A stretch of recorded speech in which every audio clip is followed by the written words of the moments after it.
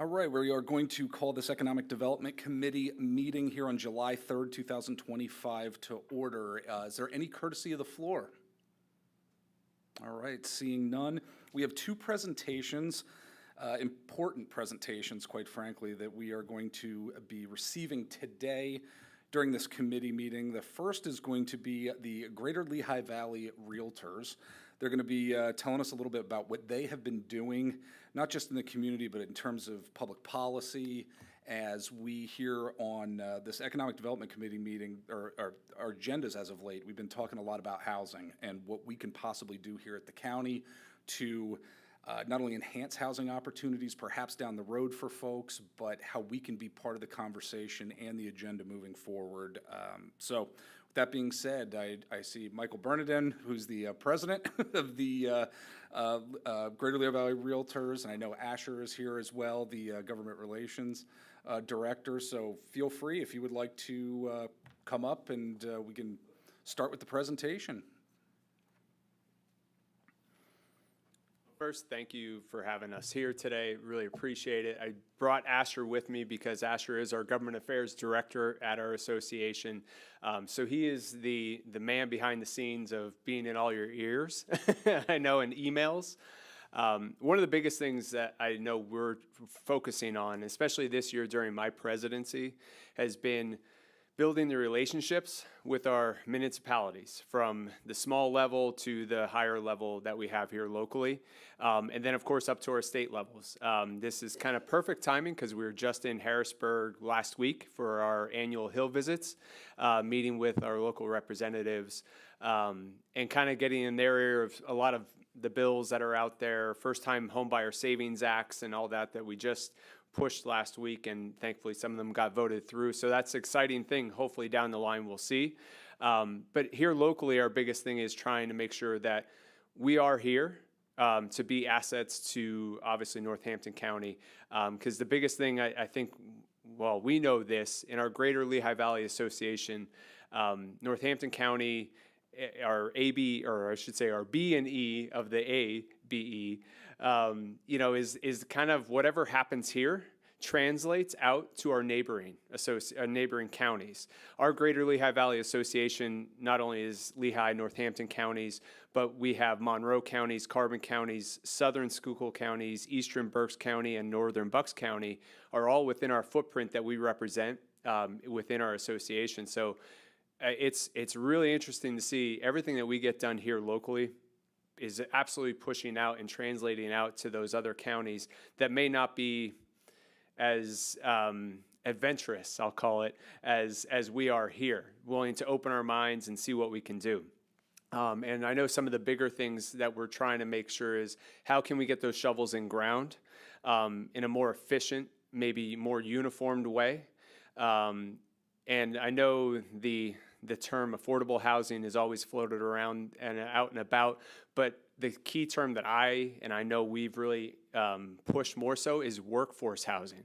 Our workforce housing in the Lehigh Valley, we have some of the best institutions from our colleges, universities, tech schools, and then also to these young professionals getting jobs right away. Where are they going?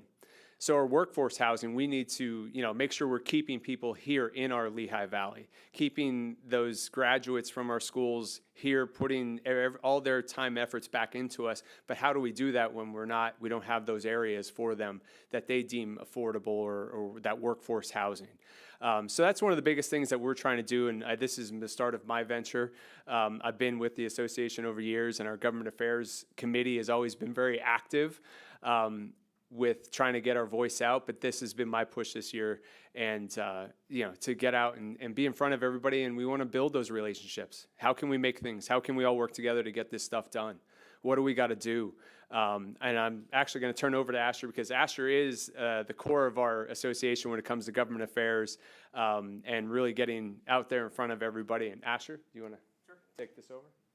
I think what you said is so important, Mike, to be honest with you, about the quote affordable housing. I mean, we're not necessarily talking about Section 8. In fact, you and I were on a podcast most recently talking about housing issues, and quote, what affordable housing is. You know, I want to make sure that my daughters, who are now 14 years old, that at some point when they are living on their own, that they are able to afford housing in whatever shape or form that is. Mr. Goffredo, his kids, when they get to an age where they're going to be living on their own, that they're going to be able to afford what housing opportunities might be in front of them, and making sure we have those opportunities. So I think what you said about workforce housing, I think we really start needing to frame it in that way moving forward. So I appreciate what you said. And Asher, sorry, I know you're getting ready to come up here, but I just wanted to mention that. Oh, yeah. So, and one of the things also at our association, we have a very huge diversity community involvement is our committee that we have. It's what it's called. But one of our big things is every year we get out to local Boys and Girls Club in Bethlehem over in Pembroke there. And I want to say, if you've never been there, please take time, go over there, visit them. Being one of the first Boys and Girls Clubs actually built around housing, not only in the state of Pennsylvania, but in the nation. When you talk to them, this is one of the first ones that was done, but they get no extra grant money. They are self-sufficient, basically. So I know we just go out and do cleanup days and interact sometimes with some of the kids, depending when they come through. But that's one of the biggest things, and that's kind of what we love getting out there, because the fact is, us as realtors, we represent our committee, or our community, and our clients. And that's kind of what we're trying to get back to. So that's one thing I know we touch upon. And the Boys and Girls Club Bethlehem is a great thing. If you've never been there, please go out there and check them out. Same thing with the Boys and Girls Club of Easton, too. Many, many moons ago, I was a board member, and you're talking about how important housing is and was around Boys and Girls Clubs. The Easton Boys and Girls Club, I mean, it was because of the Hope 6 project that we were able in Easton to get that area redeveloped. So you're absolutely correct with that. So, Asher, yes, go ahead, buddy. All right. Good afternoon, everyone. I just first, before I start, just want to thank Mike, obviously, for coming and sort of laying the groundwork for what we're going to be talking about, and then for the invite to come and talk to you all. We certainly appreciate it.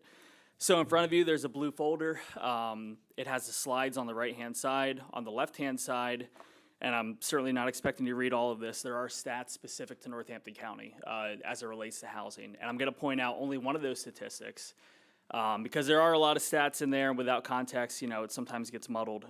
There's also our 2024 annual update in there as well. But just turning to that Northampton County market report, the stat I want to point out is that there's 1.3 months of inventory in Northampton County. And what that essentially means is that if there were no new listings added to the MLS, the current listings were there. In 1.3 months, those listings would have sold, and we would be out of inventory. Now, that number means nothing without putting in context that a healthy market is 6 months of inventory. And I think the last time we had that was maybe, I think Justin said 2014? Yeah, 13, 14. Something like that. So you can see that obviously everybody knows we're in a seller's market, but again, just that months of inventory is really important. That's 11 years ago. Right. At this point. Pointing out the fact that obviously we need more inventory, and that sort of leads me into what I'm going to be talking about here with you know, our efforts. And I really don't envy your positions and the municipal positions, because again, these housing trends and housing problems are obviously a lot greater than what's going on in Northampton County. What's going on at the municipal level, I mean, regionally, we've always talked about how affordable of a place we are to live relative to New York and Philly, which is still true, but I think that's sort of even out a little bit with, you know, COVID and people working from home, and the mortgage rates are what they are, and people locked in at 3%. Why would they sell to get into a 7%? So again, there's factors outside of your control, and I know that you guys are hearing from the constituents, what are you doing for housing? It's not that simple, obviously. So certainly empathize with you. I worked for the city of Bethlehem for 10 years in the economic development department before I came here a year ago. So again, certainly have seen the municipal side of things and what you guys are working with residents to try and solve. Let me find my notes. So looking at municipal efforts, and you're probably wondering, well, we're presenting Northampton County, why is the city of Allentown on there? The reason it's on there is they proposed a deed transfer tax increase through referendum form. Whether you call it deed transfer tax, real estate transfer tax, whatever it is, there's a 2% tax on every home bought and sold in our region. And Allentown wanted to increase that amount. So part of our efforts are looking at housing issues, looking at issues important to landlords and our members, as well as looking at some tenant rights issues. And the transfer tax is something that obviously we are very, that's our number one issue.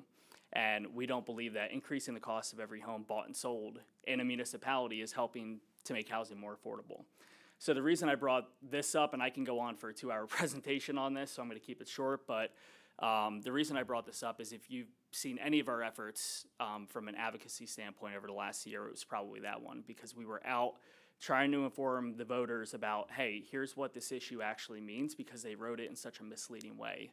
And they wouldn't compromise on the language at all. We went to the Lehigh County Board of Elections, said, we really need to clean up this language because the average voter doesn't know what they're voting for. So the measure ended up passing despite our efforts being at the polls on election day. And I think we did everything we could, and it still passed, but there's still hope for us that we can still defeat it because it has to go back to city council. But again, just wanted to point that out because that was our biggest public advocacy effort over the past year. Looking at rental housing issues, I'm not going to put any municipality on blast, but I'm just going to highlight some of the things that we've seen over the past 12 months. Mandatory landlord training program is something that has been floated around for a while that we've heard. One of the municipalities in Northampton County looked to pass that earlier this year. We talked to them about, from a policy standpoint, why it was not a good idea to do that and maybe inform them of some things that maybe they haven't thought of. To make a long story short, they ended up pulling it from the agenda and relaunching it as a voluntary program with an incentive, monetary incentive to take the training program, which we were in favor for. We thought that was a good compromise. We sent a letter to them saying, hey, we'd be happy to offer our Real Estate Academy resources to help build out landlord training courses. But again, we were completely against mandatory trainings because if you do it in one municipality, other municipalities are going to pick up on it. You have these property managers that have properties in multiple, municipalities, and now they have to navigate the framework of taking all these training courses every year in each municipality. Landlord tenant issues, there's a lot, and it's tough because I know a lot of these smaller municipalities and even the larger ones are trying to clean up the housing market and what kind of people they have in their community and hold these out-of-state landlords accountable. And we certainly empathize with that. We understand what they're doing, but there are certain state laws and state provisions that you can't bend and you can't compromise on. And so, again, it's really fallen on us to find these ordinances, and we hear from our members as well to try to work with them to say, hey, look, we understand what you're trying to do, but this is not the way to go about it because X, Y, Z. And you're opening yourself up to various lawsuits, not from us, but there's plenty of people in this litigious environment that are more than happy to sue municipalities, which we obviously do not want to see. So again, it's just informing them that, hey, this is not really the way to go about it. Water, sewer, lateral inspections, repairs. Have you guys all heard about issues arising from this? Okay. So this is becoming a huge issue as mandates come down from DEP and the EPA, and I know infrastructure needs to be upgraded, but there are things where the state says, look, you have 12 months after a sewer lateral inspection to make the repairs. 12 months. Some of these municipalities are giving the property owners 30 days. And they say that you can't close on a property until you make the repairs.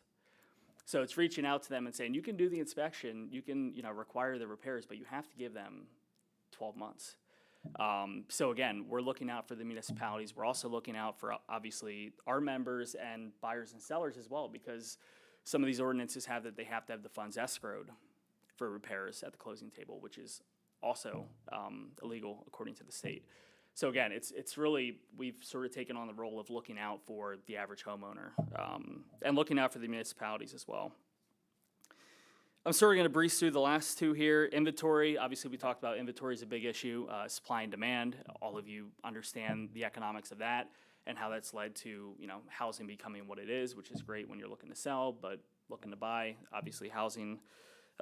We need more shovels in the ground, I think, at all levels, because, somebody that's looking for a $700,000 house, if that's not available, they're going to buy the $500,000 or $600,000 house. and then it just sort of feeds down from there. So housing at all levels to help, alleviate some of the inventory crunch. The municipal database is something that we're extremely proud of. So we actually aggregate all the municipalities in Northampton, Lehigh, and Carbon counties. We reach out to them every year and say, hey, what's your policy on short-term rentals? Do you require a certificate of occupancy prior to closing? So we actually reach out to them. We're working on making this more friendly for the municipality and for our members by just hyperlinking directly through to their policy. But again, we are trying to make our best effort to give nobody an excuse to say, I didn't know the zoning was this, or I didn't know that this housing couldn't be used for a short-term rental, or whatever the situation might be. So again, trying to keep a pulse on what's going on locally. Now, I will say the elephant in the room on this slide is that this slide was done before your announcement, obviously. We have Representative Emmerich. I don't care. I know, I know, don't but care. it's the, I thought it might be the elephant in the room. We're all in this together. We really are. But we went to, as Mike mentioned, we went to Harrisburg to meet with legislators. We met with 8 legislators in our footprint and talked about some of the important state issues that I know our Pennsylvania Association has flagged as moving in the legislature and stuff that we wanted to push for. So I'll just highlight a couple. Again, I want to be brief. I don't want to take too much of your time, especially with, long 4th of July weekend coming up. But the infrastructure improvement authorization is really a fancy way of saying that the state is looking to make public funding available for private water and sewer lateral repair, which ties back to the issue that I pointed out on the previous slide about, these municipalities upgrading the infrastructure, which is good. But again, are we doing it at point of sale? So Mr. Gafredo, let's say you were selling your home and they required a sewer lateral inspection.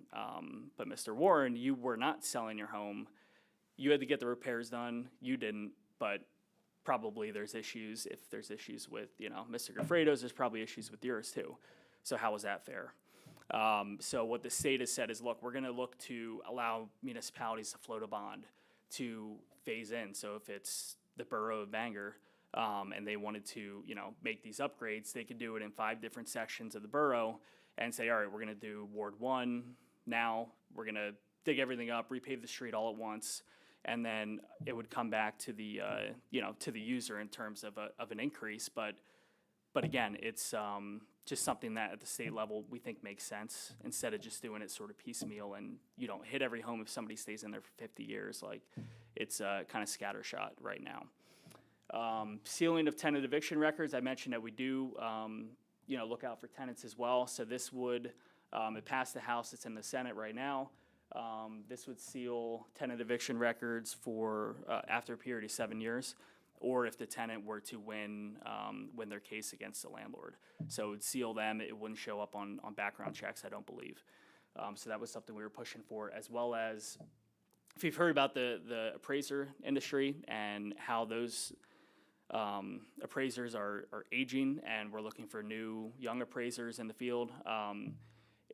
This lowers the threshold for somebody that trains these new appraisers from 5 to 3 years.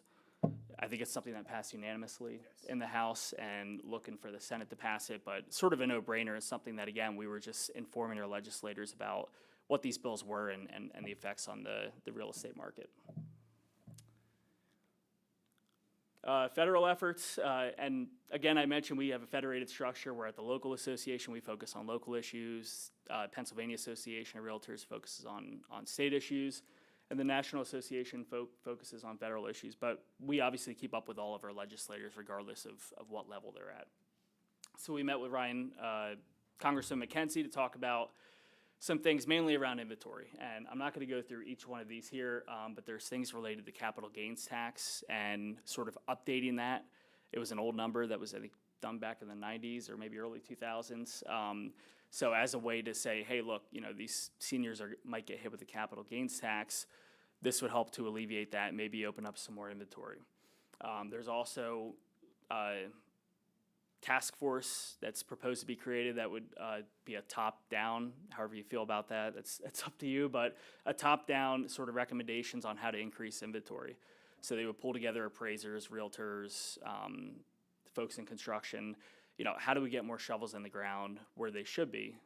I mean, not everywhere. We're not proposing to turn every farmland into, in the housing, but where does it make sense? How does it make sense? How can we, put inventory where it needs to be put?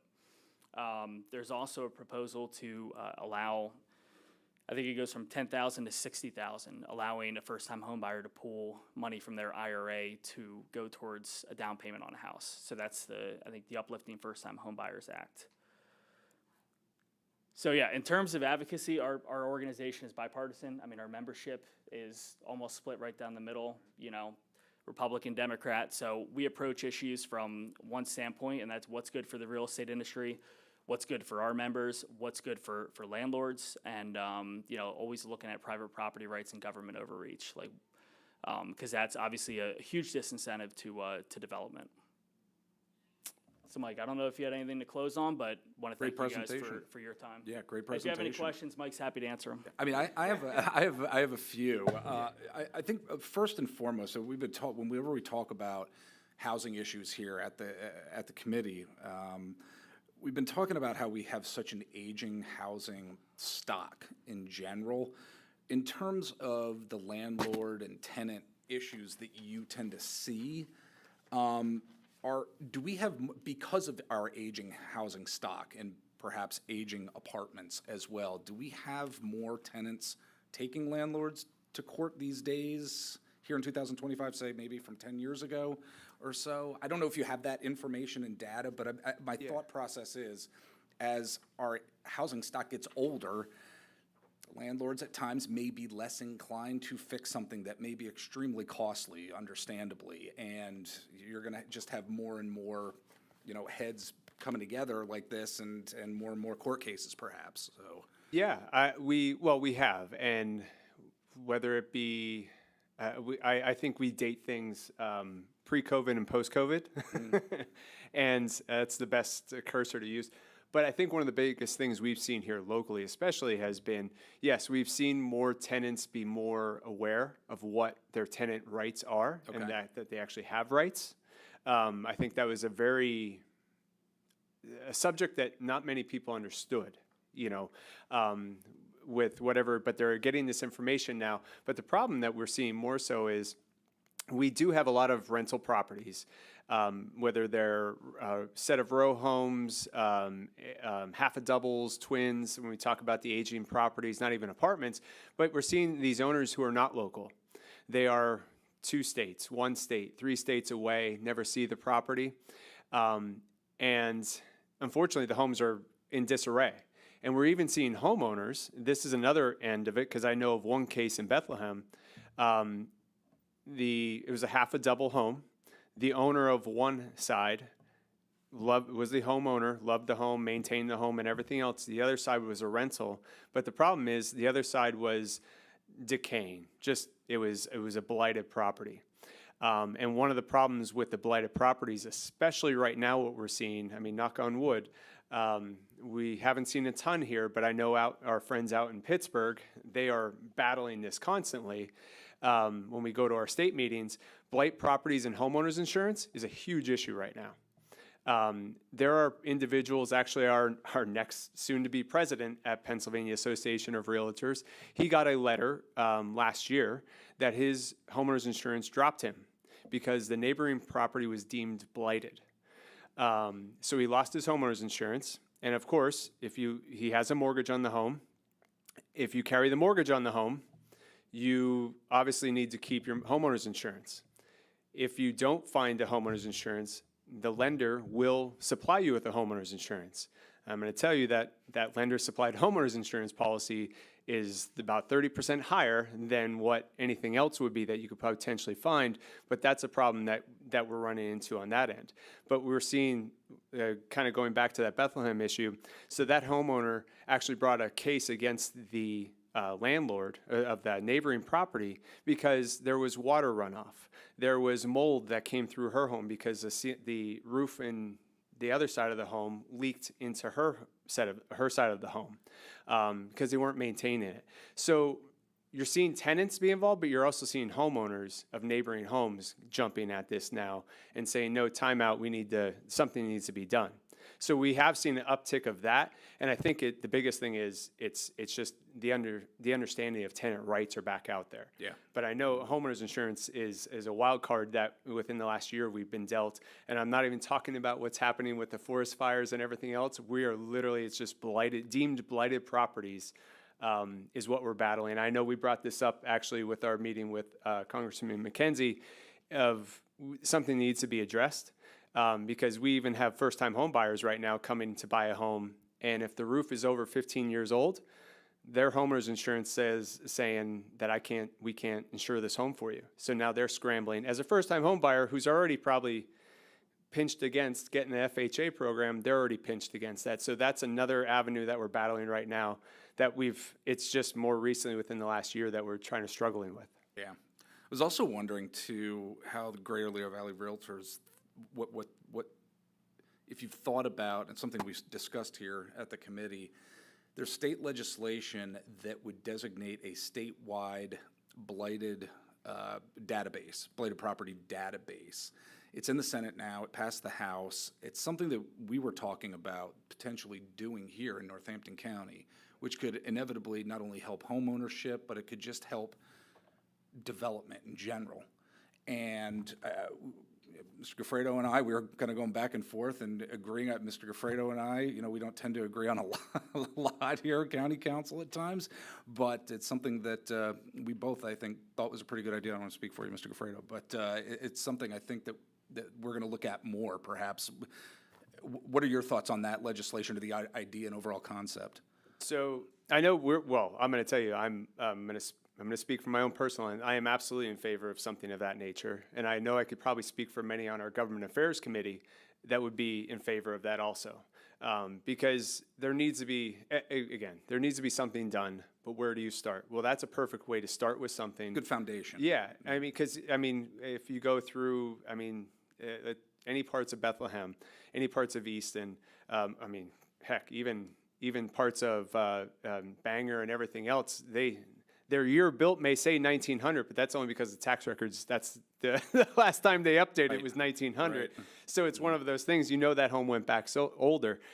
So what are those homes? But how can we, we want to kind of increase that inventory, but when you have those blighted properties that nobody wants to touch, how can we help this? So I think that would be a fantastic way to at least identify them, Yeah. and then go from there. Yeah. Well, thank you. Does anybody else on the committee have any questions for Greater Lehigh Valley Realtors? No? Gentlemen, thank you. Yeah, thank you guys, and I just want to invite you honestly to our government affairs meetings. I know we have them once a month.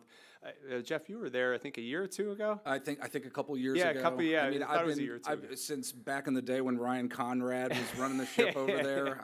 Yep, but I've known we the always folks there. welcome anybody and everybody to come if you have a topic you want to come and talk about, especially something of that issue with the blight property. You're more than welcome. We welcome you to kind of sit down with our committee and go from there on it. We appreciate you guys taking the Thank you. time here. Have a great holiday, okay? Thank you. Right. As we are moving along here with the agenda, we're going to have what I know is going to be a fantastic presentation from the Nazareth Food Bank here. So, a lot of pressure. You are all doing great work. Feel free to be introduced by our one and only DCD Director, Tina Smith. I feel like I have to because, I have a relationship with our Nazareth Food Bank. So I'm excited. This is the first time that they're able to present to County Council on Economic Development. So with us representing the Nazareth Food Bank today, we have Nancy Madera, who is the president, and Terry Herbster, who is the secretary. Ladies? Thank you so much for being here. We Terry appreciate has a it. pamphlet for you. Right. And I don't know, should we give you the extras for the people who aren't here? Or how? Okay, so Terry will do that. And if you just let her count it at, tell her how many you need. Well, first off, thank you, Tina, because she has been such a supporter of the food bank. And we appreciate the opportunity to come here and speak to you regarding the food bank. I could go on for hours. I've been involved for about 20 years there, so I speak on every different level. Terry has been involved for about 10 years. Both of us are on a board. We have a board that's about 15 people. And we were recruited through churches. That's pretty much how we came to the food bank. It became a part of the ministerium, and everybody came on. Slowly but surely, the churches have kind of died down a little bit, so we're recruiting people from the community. The other thing is we're kind of aging out, right? Because a lot of people who can be on our board and be our volunteers are people who are retired. So now we're finding that we're needing to fill that void right there. So if you know of anybody, let us know. But what I have here for you to take a look at is you can read the brief overview on the front page later. But I do have some pictures just so that you can take this home and you can get an idea of where and what we are. I don't know how many of you have been there. Has anybody been to the food bank? Do you know where we're located? Yes, I've been there. Okay. Yeah. So we're across from Pizza Joe's in Nazareth. That's pretty much our target, right? That's what we always say. We are an old railroad station, so it's the Lackawanna one. I will tell you that originally we were located in the Lutheran church. If you go through Nazareth, it's the one with the red doors. That's where we were located. And the Lutheran church kind of said to us, hey guys, we need you to leave. So we understood we were getting a little bit too big for them, but they were so kind. They did raise some money and help us. And then we had a president, and I think Tina could speak to Betty, right? You knew Betty before Jim. Betty put a letter out looking for a building, and we ended up getting this through the cement company. So truthfully, we owe them our first child if we ever go to sell it, right? But what we do is we have this building, and along with so much support from the community, we've been able to transform it into a building that really works for us. So you'll see in the pictures, you can see the picture, the bottom left-hand corner one is the picture of the entire building that way. You will see across the street from us, we have a garden. The cement company rents that to us every year. And I don't know if anybody is familiar with Les and Nancy Little, but they're pretty awesome people, and they take care of our garden. And the amount of produce we're able to give to our clients is phenomenal. We find that the younger clients don't really appreciate the fresh produce, but our demographic, we tend to hit the older ones. So the older ones come down there, and Terry, we could say, right, they love the recipes, they love to share different things, and they tell our garden committee what they want, you know, what they'd like us to plant. So we do have that. Our building is really, it's very well maintained. What I want you to know is we rely on all donations that we get, whether it be monetary or food donations, things like that, comes from the community. We are so truly blessed. I think one time before we had a little bit of help from the outside, but most of the time it's the community. Chris Martin is a big supporter of us, and we apply through the Martin Foundation. And one of the things that we get through that grant, he helps us out in giving a little bit of meat so that in the bags that we give out, and I'll talk a little bit about that at distribution, when we talk about distribution, but he helps us, but mostly it's the churches and the schools and the things like that, and the sports events, things like that, people do it. And sometimes I'm amazed at just who shows up. It might not even be from Nazareth. I spend a lot of time crying when I'm down there because the generosity of the community is unbelievable, you know, and to be here speaking to you guys today is definitely a privilege to be able to brag about how awesome the community is. So that's our building. That's kind of where we are and what we do down there. I'd like you to take a look at the distribution page. Now, I'm not trying to break any child labor laws because you'll notice in the upper corner on the left side, there are children taking food out of our van. Well, often I will tell you this story and why that's a picture of them. Susan Klotz is one of our teachers up at Bushkill Elementary, or Butz Elementary, and she's up there, and every year for probably the last 8 years, she has come down, instead of a Christmas party and gifts for her, she has her kids come down to the food bank along with their parents, and we do a big activity down there. And that day we had food in the van and it needed to be unloaded. So I did kind of take advantage of that. So that's why they were there. So initially when the food comes in, it comes in through the van, and you'll see it at the bottom of that, underneath that, we sort through it. We go through, we check for expiration dates, do that. We want to be mindful of the people in our community. All the clients that receive food have to be a member of the Nazareth Area School District, or they have to live within the Nazareth Area School District. If somebody came to us and said they can't, you know, they're from Penn Argyl, we'll help them out, but then we'll also lead them to their own food bank that way, because, you know, our mission is to feed the hungry people of Nazareth. So anyway, we take the food, we sort it, check expiration dates, we put it on the shelves, And then once a month, we have distribution. And it's the second Tuesday of every month. I will put a number on this. In order to have that distribution one time a month, our food budget for that is $30,000. Which really, when you wrap your head around that, like I can't imagine. But I know when I go to the store, wherever I'm at, Giant, Wegmans, whatever, I know my food bill goes up. And we're finding that our food bills go up also as we do this. But we're finding that our numbers are, we close for the months of January, February, and March due to the cold weather. But we are closed for donations. It doesn't mean we're closed for our clients. What we do is we send out gift cards and almost give them a little bit of dignity to be able to shop for themselves rather than just receiving what we give them. So during that time, we do a little bit of recruiting and going out to different churches, talking about, different things that we need for donations.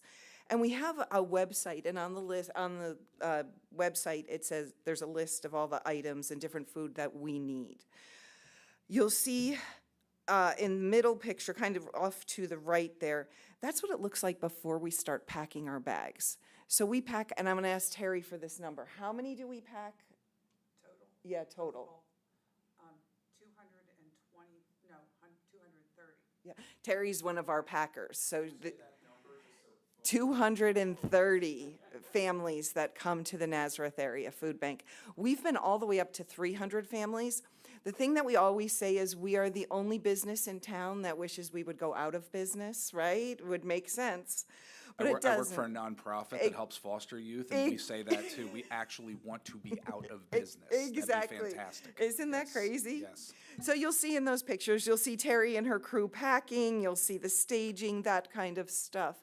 So we are an all outside distribution. Our clients file through, and when the realtors were talking about pre-COVID and post-COVID, pre-COVID, our clients came in to get the food. Post-COVID, we decided it's probably a little bit easier to do it outside, which if common sense tells you January, February, and March are not going to be safe for outside distribution. Number one, for our volunteers. Number two, for our clients. Both are very extremely important to us. So that's how distribution works. It's only once a month. However, there are other opportunities throughout Nazareth that our clients can receive food. The next page kind of shows you the community support. So this is where a lot of our donations come from.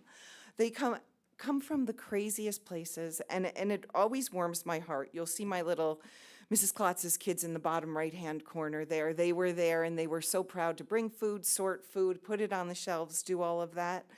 In the left-hand corner, you're going to see we have pies being made. Those pies were being made by a Girl Scout troop.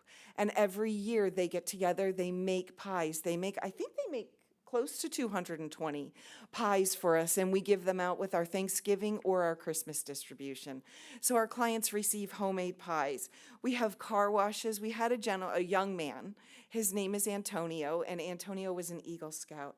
He will always have a special place in my heart because he took on his Eagle Scout project with such energy and such compassion that he designed. If you ever go to our website, you'll see there's a pop-up food drive.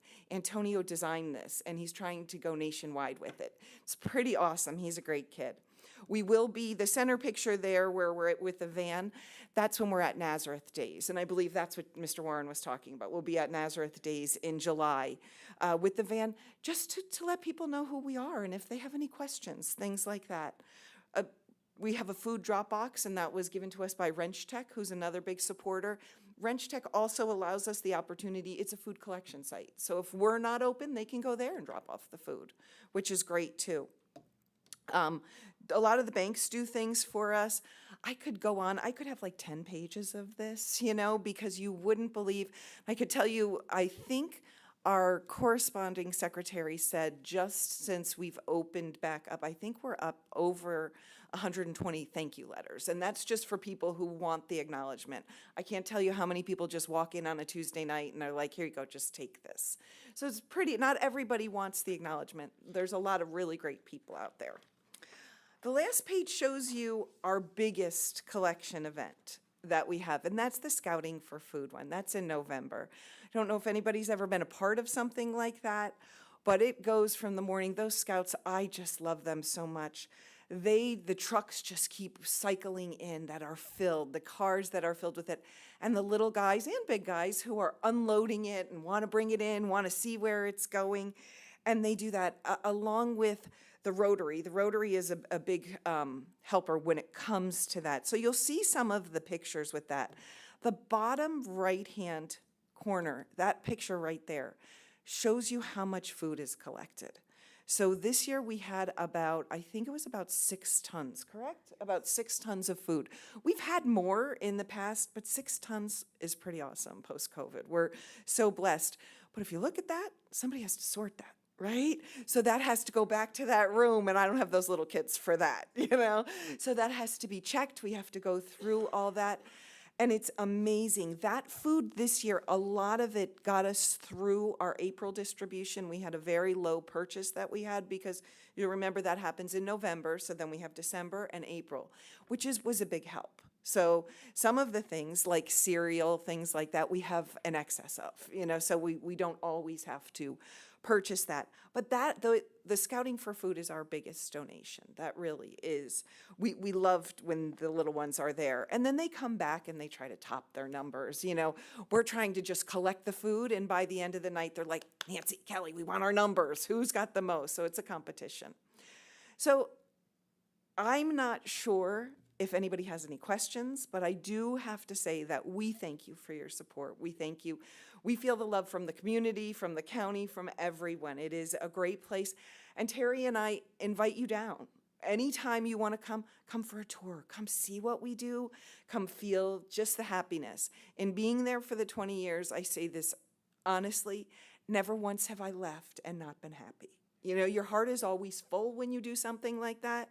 God has blessed us tremendously. So we thank you for the opportunity to come and speak to you. Yeah, I'll definitely be coming, and I'll be coming with my family too. As I mentioned to you before our meeting started, the first time my daughter saw a homeless person when she was 6 years old and started bursting out crying in the car, and from that moment on until now at this moment, when she and her twin sister, they're 14 years old, we have homeless bags in our car because they have come to understand in their own way food insecurity and what that means within our world. And I'm definitely going to be bringing them by at some point in the Well, we foreseeable future. welcome you. Yeah, You know, I laugh absolutely when you will. talk about your girls. I have a quick side note. Our daughter was in the middle school, and they have to do this honor society thing. And one of the leaders had said, this was back in the day, she's older now, said, well, does anybody know of a nonprofit? And she was like, so she raised her hand. She's like, I know a lady who's involved with the food bank. I was like, seriously, take a little ownership. So at that point, I credit her with their shopping carts in all the schools now. And that was something that my daughter was like, okay, let's, you know, once she could get over that it was her mother, she could tell them that. It came out, and it was a great thing. So the schools, everybody does that. But, you know, families, anybody is welcome. You all do such an amazing job, and it's amazing how things have continued to grow at the food bank as well. I do have a question for you with regard to, you know, that phrase food insecurity, the folks that you see coming to the distribution once every, would you say, a second month. Tuesday of the month. Those individuals, I mean, they're working folks, correct? They're Most of working them are, folks yes, who most of them. Yeah, I was going to Yeah. say, who are trying to get by, trying to make ends meet. I think it's important that we realize that food insecurity touches a lot of different groups of folks. It looks And different on every level. It does. Yeah. It absolutely does. And you're doing such great work, and I very much appreciate it. Well, and I appreciate that. I will tell you, one of the neat parts of being down there is there are people who come down, and they come when they need the food. And then it's fun when you're there long enough, and then they come back and they're donating food because we've helped them in ways like that. So it's a great place. So Can't wait to get down there. sounds good. Can't wait to get down there. Do we have, yes, something Yeah, else go that you ahead. wanted Did you to? want to say something about how we're doing it without Second Harvest? Okay, you can. I'll let you go ahead. Okay, I just wanted to Feel free, step up to the mic. Yeah. a little I more. just Yeah. want to reiterate that even though we are kind of in the Second Harvest area, we're still able to do it without a big facility. It's truly grassroots, and we're able to get all this food out to them, even without the big buildings and all the other funding that they get. Yeah. So we're very proud of that. Yeah, that's true, very true. Thanks for letting us Tara. know that. Yeah. Thank you. Yeah. Do any of the members of the committee have any questions, any comments at this Just want to say thank you for what you do. Great presentation. You guys are very appreciated. Thank you, and thank you guys for supporting us. Absolutely, and I'll just conclude this by saying, if you're watching on YouTube, they do need board members, as And was stated. volunteers and all the time, we need volunteers. volunteers, yes. It's amazing work that you can do. It's volunteerism where after you get done, you can feel really good about what you're doing, not just for the food bank, but for the community at large, so. Absolutely. All right, get involved, folks All out right, there. thank you. Have a Thank happy you 4th all. of July. Thank you. Does anybody have anything else for Economic Development Committee here? No? With that, we will adjourn. Thanks, everybody.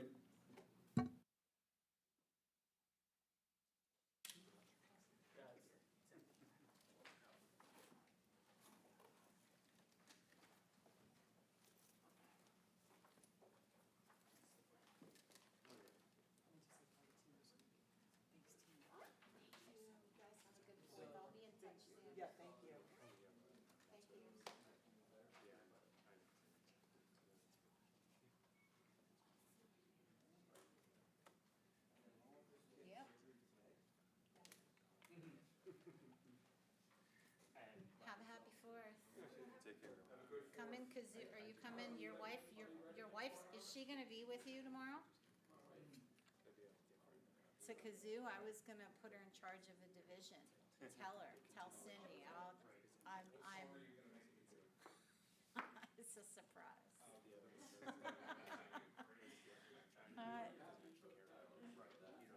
Yeah, well, this is year 2, but we have the program this year too. We brought that back to council chambers with the armed services medley and all that fun stuff, so, yeah. No, thank you. You also. The weather's gonna be nice, so hope to see you there. If not, have a good I'll be 4th. sending some off. Thank you. Hey, thank you. Good seeing you guys. Hey, Sorry. good seeing you. Yeah, you too. Send off some bottle rockets. We don't. We have the Kazoo parade in Nazareth. Zoo parade, really? I had no idea. Kazoo parade. Okay. We're the Wow. only municipality in the whole state to do it, Wow, and I get to do it. that's great. Are you gonna go home and practice or what? No, it's pretty easy. Can't wait to see what song I'm gonna do. Can't wait. Thanks a lot. Thank you again. Seriously, Thank you great again. presentation.